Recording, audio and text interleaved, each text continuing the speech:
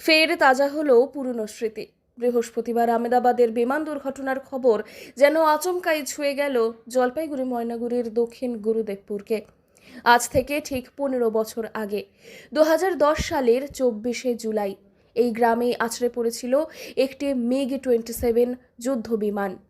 Hasimara airbase থেকে উড়ছিল এই যুদ্ধ বিমানটি, কিন্তু মাঝপথেই ধরে যায় আগুন। পাইলট কোনো মতে বেরিয়ে আসলেও গ্রামে নেমে এসেছিল মৃত্যুর ছায়া।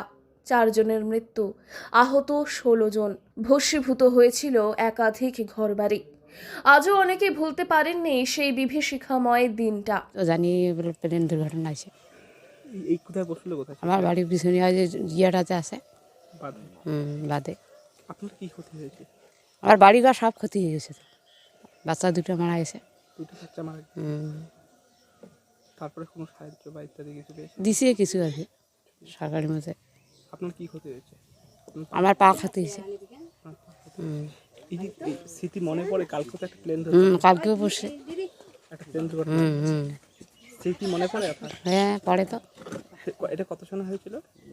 এটা মানে আমার ছেলে তখন 2 বছর বয়স। 10 সনের দিকে। তবুও সময়ের সঙ্গে সবকিছু একটু একটু করে স্বাভাবিক হচ্ছিল, কিন্তু আমেদাবাদে ড্রিমলাইনার দুর্ঘটনার ছবি দেখেই আবার যেন বুক দুরু করে উঠল গুরুদেবপুরের বাসিন্দাদের।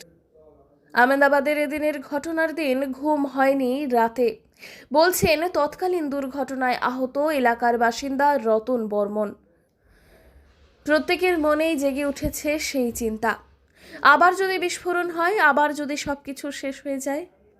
15 বছর আগের সেই ক্ষত, যা হয়তো শুকিয়ে গিয়েছিল সময়ের প্রলেপে, আজ আবার জেগে উঠেছে নতুন করে। তারপর আমি তো বাড়িতে ছিলাম, আমাকে নাকি আমার ঠাম্মা, আমি বাইরে ছিলাম, আমার ঠাম্মা আনতে গিয়ে আমার ঠাম্মার বুকে একটা নাট লাগিয়ে গেছে।